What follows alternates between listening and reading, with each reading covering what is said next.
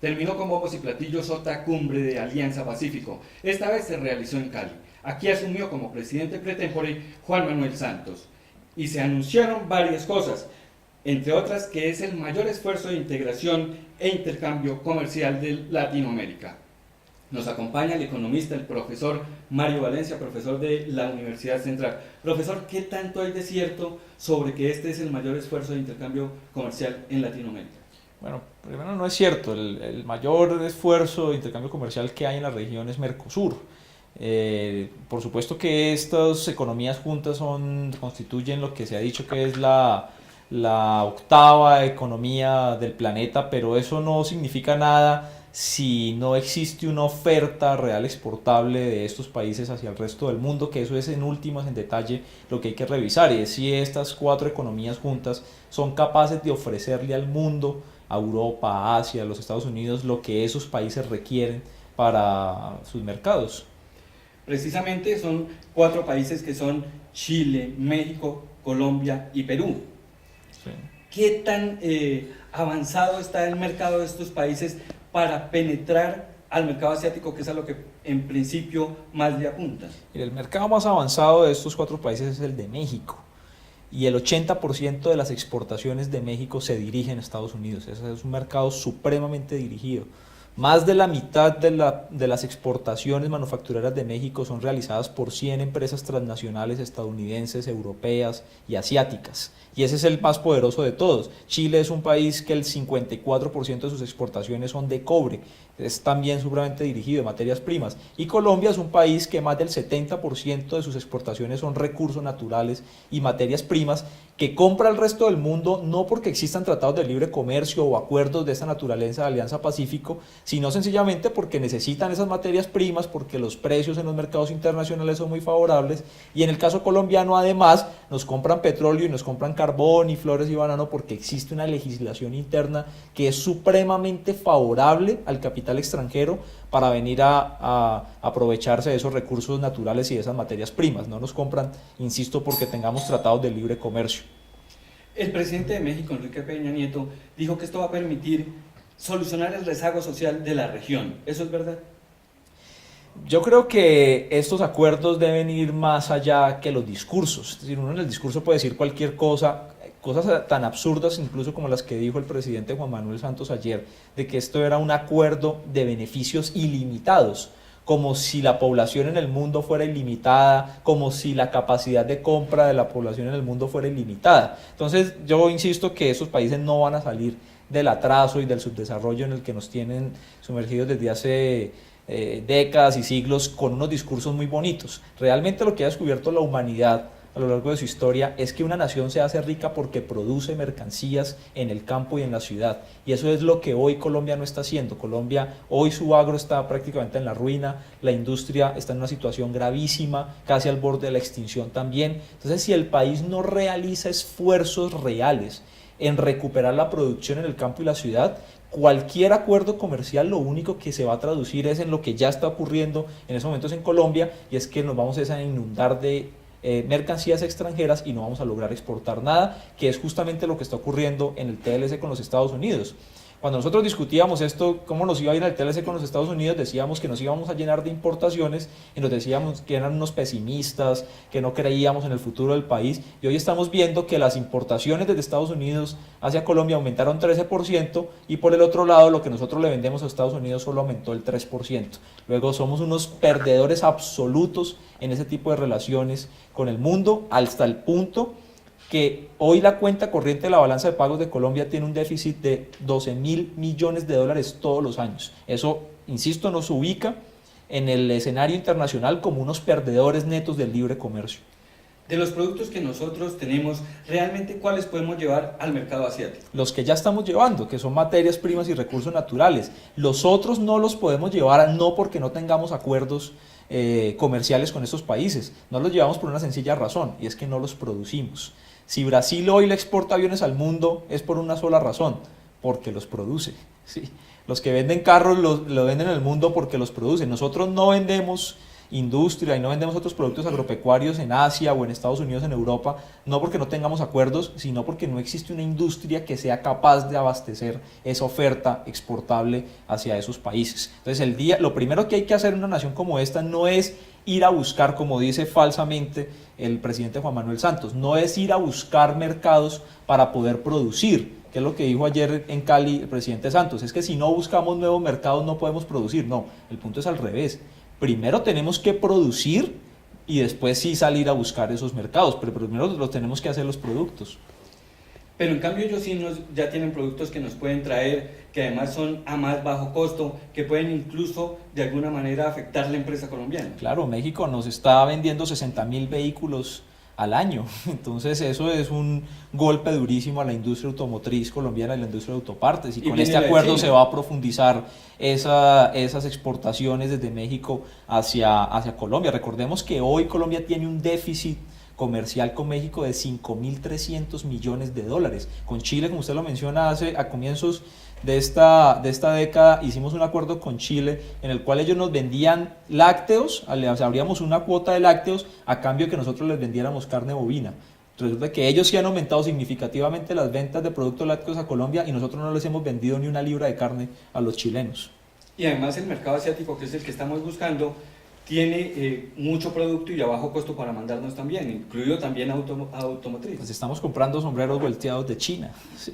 y están llegando zapatos de China a menos de $1. Entonces, uno de los cuestionamientos grandes que nosotros hacemos a este tipo de acuerdos, que se hacen además sin un estudio técnico, sin un debate, esto se aprobó en el Congreso de la República sin una sola discusión, a pupitrazo. Sí, entonces uno de los planteamientos de nosotros, de los cuestionamientos que nosotros le hacemos a este tipo de acuerdos es ¿dónde están las pruebas de que Colombia va a ganar más mercados en esos países si hoy no estamos produciendo lo que esos países compran? Hoy es lo que estamos extrayendo hartísimas cosas de esos países y no logramos aumentar la oferta exportable del país. Luis Alberto Moreno dice que este tratado va a permitir desarrollar la región pacífica, que tiene un retraso social muy grande. ¿Esto es cierto o es un embeleco? Tenemos que recordar que la clase dirigente de este país es una clase dirigente que históricamente le ha dado la espalda al Pacífico.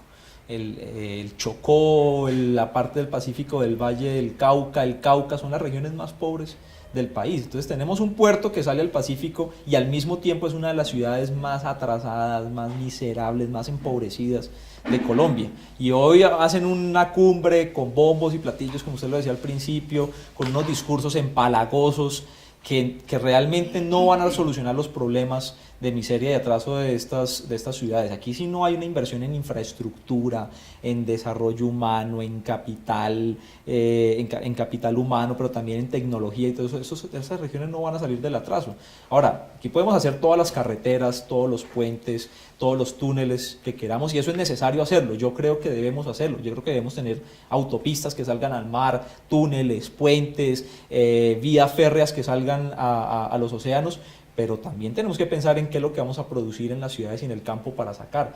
De lo contrario, como está ocurriendo hoy en Buenaventura, esas regiones se vuelven en puertos de importación. Hoy Buenaventura es fundamentalmente un puerto para entrar mercancías al país y no para sacar mercancías de Colombia.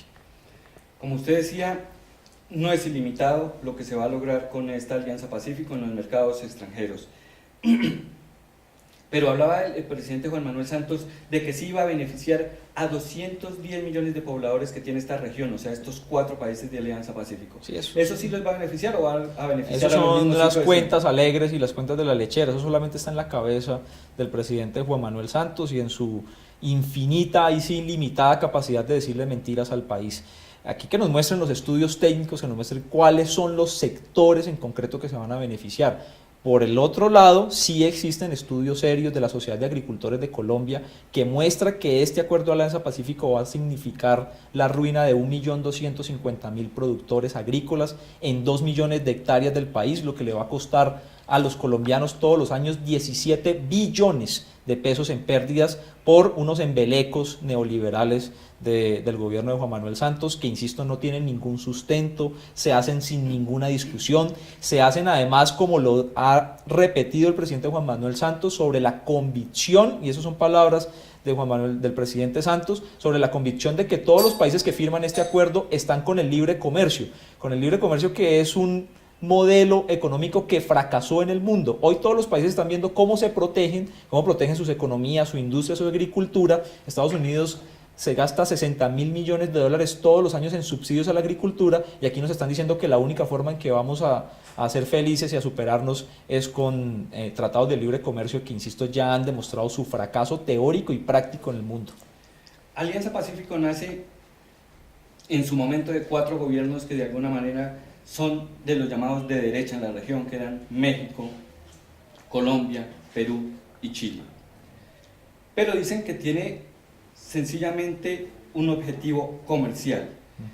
Tiene también algo más allá de eso, como oponerse al Mercosur, que también nace por esa época en la región, conformado por los países de izquierda. Sí, esa pregunta es muy importante, porque realmente este acuerdo de Alianza Pacífico son realmente entre los 4 países que en la región tienen tratados de libre comercio con Estados Unidos. Yo creo que es importante mencionar una cosa: esto, más que un acuerdo de Alianza Pacífico, es un tratado de tratados de libre comercio con Estados Unidos. Es una especie de mini ALCA, ¿sí?, como se ha venido diciendo insistentemente en estos días, y tiene como propósito además amenazar los intentos de integración alternativos en el continente: Mercosur, UNASUR, CELAC, ALBA, es decir, todas las alternativas de integración que hay en el continente. Esto es un golpe de gracia, un golpe durísimo de muerte a esos intentos de integración, y es la forma además como Colombia refuerza la posición hegemónica de los Estados Unidos en nuestro territorio. Es decir, aquí la CAD, Mercosur y CELAC, todo eso van a quedar en un segundo plano, y lo más importante va a ser este acuerdo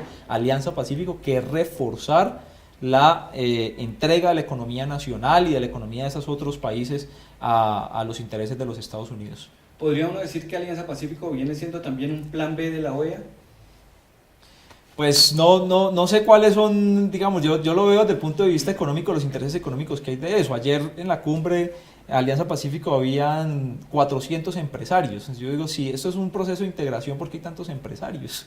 Si esto era para entregar unas becas y para quitar unas visas, uno no entiende cuál es el interés en México de estar presente en estas discusiones, de Canadá, y uno lo que sí ve muy claro y muy definido son los intereses de las transnacionales detrás de este tipo de negociaciones que hacen los presidentes de estos países a espaldas de sus pueblos, incluso de una forma supremamente antidemocrática, como se ha hecho en Colombia, y es que aquí en el Congreso de la República se aprobó, fue un acuerdo marco que no tiene el contenido del acuerdo. O sea, los congresistas votaron y aprobaron un acuerdo que va a entrar ahorita en junio de este año, y que no se sabe cuál es el acuerdo porque el gobierno presentó fue un acuerdo marco. El desarrollo del acuerdo no se conoce, y es cualquiera que el gobierno diga. Incluso el gobierno ya ha amenazado que lo va a sacar con un decreto, es decir, una forma absolutamente antidemocrática. Y además de que solo estaba lleno de empresarios, hay que decir que entre los países observadores está España y Japón, que también deben tener algunos intereses. España, por supuesto, que tiene intereses clarísimos aquí, no solamente en el sector financiero, en los fondos de pensiones, en sectores mineros, en la construcción de presas, para la generación de energía. Es decir, una cantidad de intereses que se están disputando además con otras transnacionales estadounidenses y asiáticas en nuestro territorio. Muchas gracias al profesor Mario Valencia por acompañarnos en este espacio de entrevistas de poder y darnos luces sobre lo que significa esta Alianza Pacífico y la cumbre que se realizó en Cali. Muchas gracias a ustedes por la oportunidad de hablar de este tema que yo creo que es supremamente importante para el país, y que, como usted dice, la euforia de la presencia de 9 jefes de Estado ha impedido que se conozca realmente cuál es el fondo que existe en este tipo de acuerdos comerciales.